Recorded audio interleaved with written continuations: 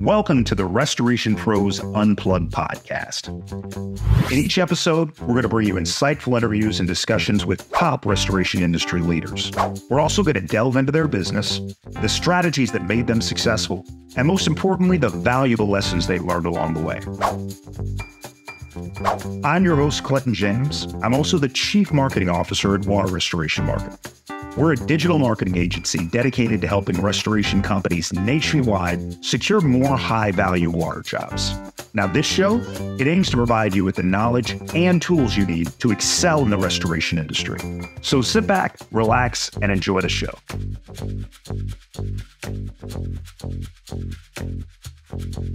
Hey everyone, welcome to the Restoration Pros Unplugged Podcast. I am your host, Clinton James. I'm the Chief Marketing Officer of Water Restoration Marketing. It's my pleasure to be joined today by Robert Matheka. Robert, thanks for being on. Thank you. Now, Robert is the owner of Kala Professional Restoration Services, a great restoration company located in Southern California. To be completely transparent, Robert has been a client of our agency for almost 2 years now. So, Robert, I appreciate you making the time. To get started, why don't you tell the audience a little bit about Kala and the restoration services that you guys provide? Okay. We are Kala Restoration and Construction. We provide water damage and fire restoration to places that have had either leaks or either plumbing leaks, roofing leaks, or fires or smoke. So we go in and pretty much do the restoration, the full service, which is all the emergency services and all the repairs. See, I'm glad you brought that up because a big chunk of my clients right now are franchisees. So like Restoration Ones, 911 Restorations, 1-800 Damage, Puro Clean. And a lot of those guys are what we call mitigation only, right? So they go in, they do the mitigation work, and they get out, which is a great business model for them. But that's not the way you operate. You guys do the full restoration project, correct? Yeah, we're full service. We started out as contractors doing building, plumbing, roofing, all the trades. And as we did what we do in construction, we kept coming across emergency services and mold and water damage. And it got to a point where we just decided that, hey, we need to get more educated in this. And so we went to school for water damage school, mold school, smoke remediation school, etc. So, we took the courses, we went and got our certifications, and then got into this business because we just kept running into it. And then after doing the business for a little while, we found that it actually paid better than general construction, using the price list that the insurance companies use. Mm-hmm. And so slowly we got into it more and more to the point where basically, we specialize in that now, because we like the fact that we go in for emergencies and also do all the repairs at the same time and then get paid better than we were being paid just for general construction. Now let's talk about that for a second, because a lot of the restoration companies that do mitigation only, their thought process is that, hey, I'm going to make 60, 70% on margins on the mitigation work. And then I don't want the headache of being a general contractor and doing the rebuild work, which is obviously lower margins. Because you have a background in construction, that was just icing on the cake for you doing the rebuild work as well, right? Oh yeah, for us, doing the construction, that's what we're about. We're B licensees, so we can build from the ground up, and basically we've built from fires, from floods, from all kinds of vandalism and all that.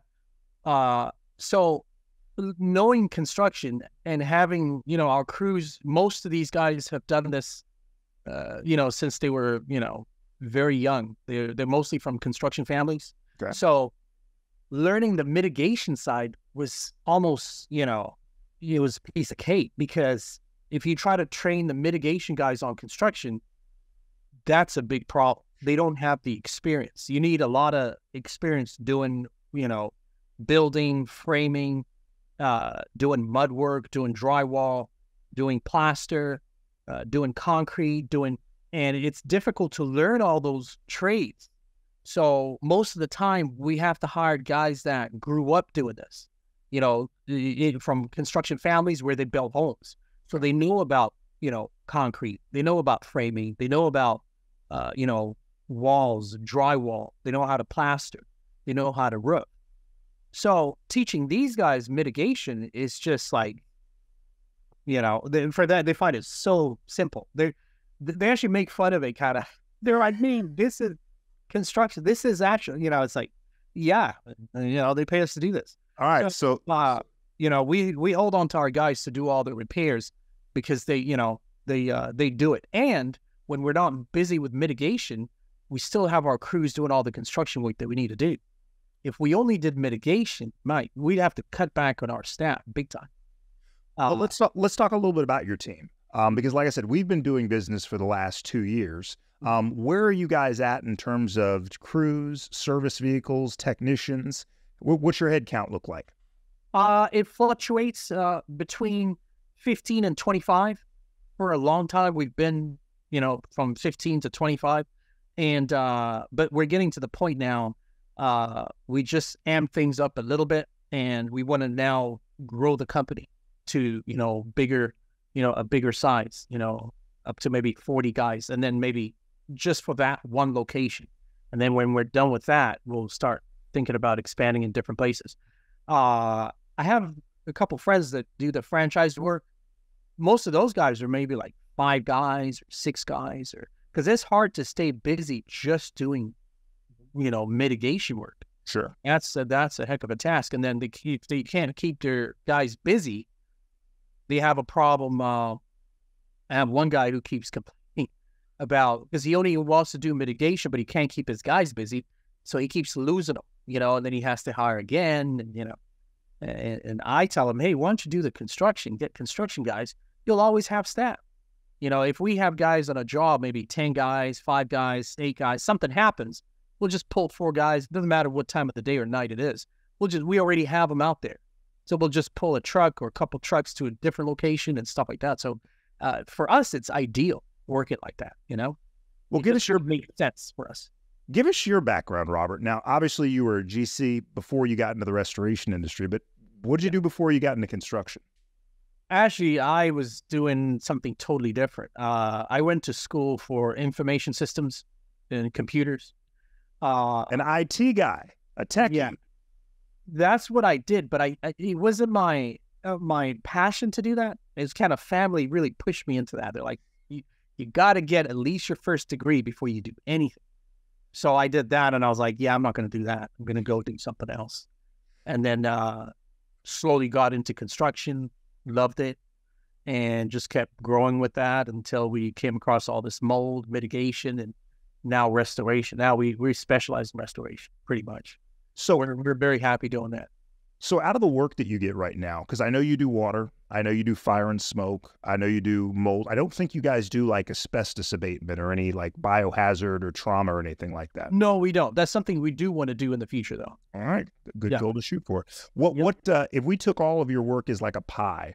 What percentage of that pie is water? What percent of that pie is fire and smoke? And then what percentage of that pie is mold right now for you? I would say 80 to 90%. 80, 85% is water. Yeah. And maybe 15% is smoke and fire. Because we don't really, the smoke and fire is, it is very competitive. And usually we take the ones that come, we don't actually market for it. They come and then we do them. And, some of those are kind of the bigger jobs. Well, we certainly do a lot of marketing for you guys on the water side there. So let's talk about where you were back in 2022. Because when you and I first met, to say that you were apprehensive of the idea of spending money on Google Ads and pay-per-click again, it took you a little while to get you across the finish line with us. You didn't have the best experiences in the past. So tell me a little bit about where you were in 2022 and why you finally decided to give us a chance and let us see if we could generate some work for you. Yeah, we did a whole bunch of marketing with a whole bunch of different companies doing Google Ads, doing SEO, doing, pay-per-click, doing, all these different things. And as you do it, you learn that different companies do different things. Some are not very ethical, some just take your money.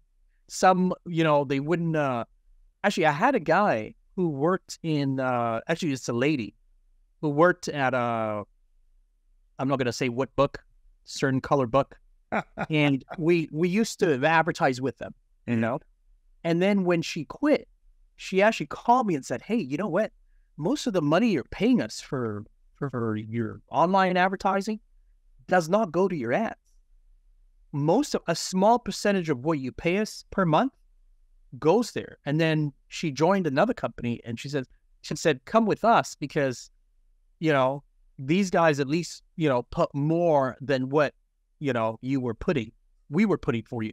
So I was shocked to hear that, you know, I was like, man, she's like, yeah, maybe 20% to 30% of your spend is actually going to your ads. That's brutal. Because they were very opaque. They weren't transparent where they'd let us know like, hey, you know, out of this much is, you know, whatever percentage is going to your ads. They would just say, no, it's a flat fee and that's what it is. Just trust us. We do your SEO and we'll do some pay-per-click. And so when she told me that, I was kind of shocked. And obviously I left that company right away. While I went in with them, it was better.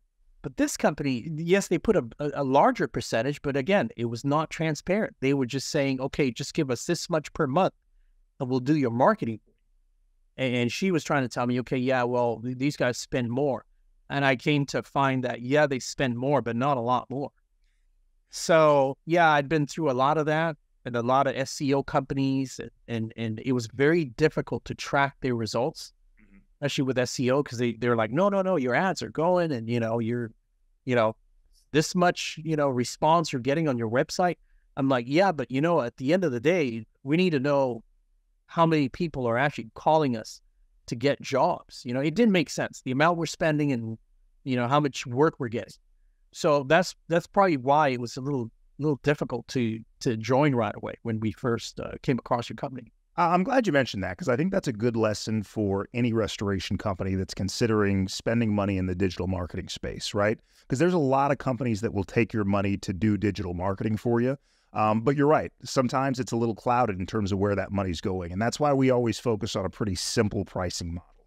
We charge you a weekly or monthly admin fee and then an ad spend budget. And we have been spending yours for the last 2 years. It's funny, when we started working with you, we started with a fairly modest ad spend budget of a couple $1,000s a month. And over the last 2 years, I've seen you increase that ad spend budget to now we're at the point where we're spending, you know, 5 figures a month just on the ad spend there. But I think you're seeing the results. I looked at the dashboard before our interview today, and I think we probably have generated 50 plus calls for you guys. And I know your team does a great job of, number one, answering the phone. I don't remember the last time I saw one of your calls go to a voicemail. Yeah, we try to stay on top of it. You know? And two, you guys are obviously doing a good job of taking those calls, turning them into site visits, and turning site visits into jobs. Answering the phone is super important, and I don't think people emphasize that enough. What is who's your team that actually answers the calls when they come in? It's split between us. Certain time I get a lot of the calls, but you know, depending on what's going on, like for example, the next 3 days, I think Paco's going to be on the phone. Yeah. So we just kind of divide that responsibility. I'm going to be in a seminar for the next 3 days, and you know, I get most of them, but you know, it just depends on, you know, what's going on and who's going to get the calls. But that's a very high priority for us to be able to answer the phone, you know, regardless of what day or what time of the day or night it is. We will answer calls at 2 a.m. We're there. Calls at 4 a.m. We will respond. So we respond 24 hours a day. We did try to use answering services outside our company, but we ended up just losing a lot of clients. You know, the time between the time they call and they talk to the answering person, and by the time they relate, first of all, the answering service, a lot of times, even after you train them, they're not very familiar with, you know, the details of the job. 100%. And so when people call and they have questions, you got to be able to answer, you know, everything that they're asking in detail, you know, and have the knowledge to do that. So they know that you know what you're doing. And so, you know, having some of these answering services, even after training, they just don't have the experience when we answer our phones, it's people that do that work. So they'll answer your questions, tell you exactly what you need to know. All of us have, experience dealing with insurance companies, adjusters. So we'll answer all those questions right away, So we kind of did away with some of those. So we just take our own calls now. It was too expensive losing all those calls. 100%. And I found, and this is for all of the most successful clients I work with, I think they understand that the more people that you put between that homeowner or business that's in the middle of that water damage emergency and the technician that's ultimately going to come out there and have to do that work, the less likely you are to get a job out of it. So exactly. Both you, Paco, the guy that also helps you answering the phones, the fact that you guys know the industry, know the ins and outs of insurance claim processing, know what equipment you're going to need to dispatch there, puts you guys in a really good position. You use some additional lead sources. We're not the only thing that makes your phone ring right now. No, we use some other services. We find them even more expensive because some of those calls cost us $500, $600 a call. Yeah. So for one call. Yeah.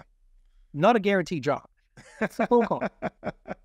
Well, our average cost to generate a call for you is significantly lower than $500 a call. Oh, yeah. Yeah. So some of those sources, obviously, we're trying to get volume from different sources. So we kind of trying to spread the risk a little bit. But in terms of, ROI, we're probably getting the highest return from you guys because of your model, because a lot of our money, not a lot, almost all our money goes to our ads. Yeah. That's the important part. Yeah, exactly.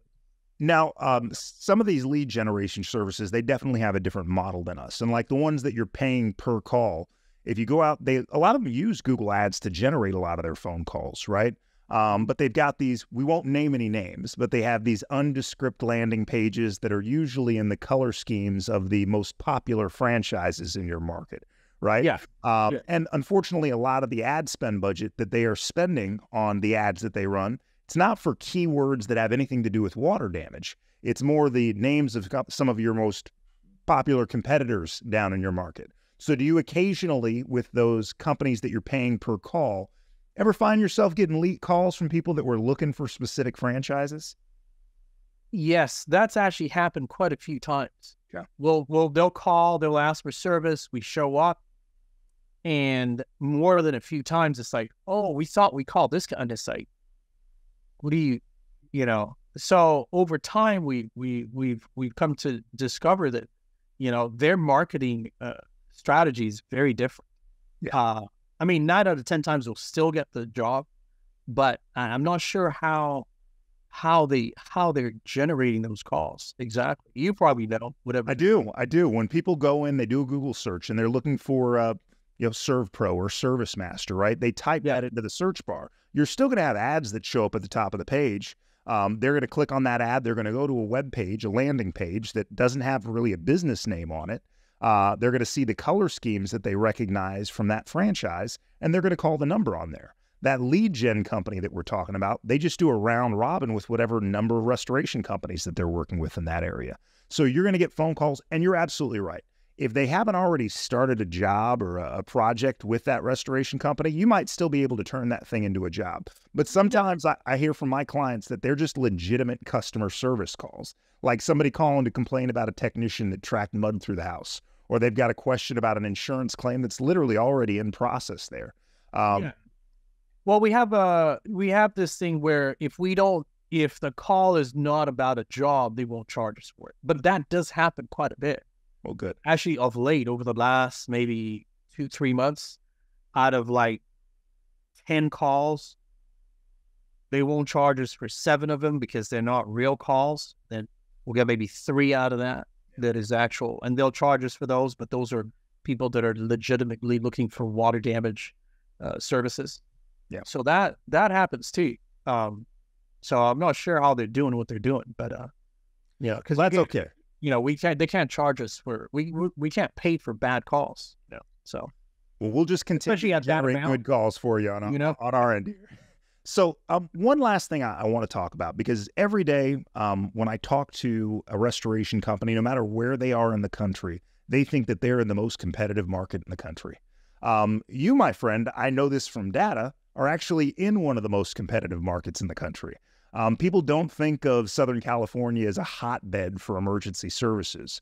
And I don't know that it has a higher volume than other parts of the country, but you guys got more restoration companies per square mile than most markets out there. So tell me a little bit about what you do to kind of differentiate yourself in a competitive market like Southern California. Over here, because it is so competitive, number one, you cannot miss a call. Once you get that, because if somebody calls you and they're in an emergency, either you don't pick up the phone or, you can't answer their questions. They're just moving on to the next person. Sure. Because they really don't know. They haven't researched, it's a different way of doing this. They haven't done a lot of research. It's an emergency. They got to call somebody. Sure. So usually whoever responds the quickest, most of the time, will get the jobs, And obviously when you get there, obviously you need to know what you're doing. You have to be professional and, and do a good job. Otherwise, there's a whole bunch of jobs that we go and redo, jobs where people were not happy, or sometimes they'll try to pay us to come and consult with them about how, they've gotten ripped off and what it would have been, We try not to get involved with too much of that, but you still have to, do the job and do it right and do a professional job, Well, I appreciate you sharing that insight. And the two biggest takeaways I think we want to share with our audience are, one, answer the phone. Those phone calls coming in, they have to be answered by a live body. And two, the person that you have on, exactly. What's going on. Yeah. Number two, the person that answers the phone, don't undersell the value of them knowing the industry, knowing the business, being a trained technician or somebody on that level that can speak really intelligently about how you guys are going to remedy that. I think far too often restoration companies don't emphasize having the right person answer the phone. And that's probably costing them tens of thousands of dollars worth of business over the course. Oh, yeah. Yeah. The best person to answer is, a knowledgeable tech. Yeah. That's who you want to talk to. Not an answering service, not a receptionist, you need to talk to the guys who are going to be doing the work, to get your answers, the answers that you need. Otherwise, you just put them in a place where they're not very comfortable. Listen to Robert, folks. Answer the phone and make sure you've got a technician or somebody with that skill set as the person who answers the phone so that you can convert more of those calls into site visits and jobs. Robert, I want to thank you for giving us some time today. And for the audience, thank you for sticking around. If you like what you heard today, please subscribe. The Restoration Pros Unplugged Podcast is going to be back with more interviews, more insights from entrepreneurs and professionals in the restoration industry, like my guy Robert here. Until then, stay safe. In weather like this, let's try to stay dry. And I hope you all stay busy. Thanks again, Robert.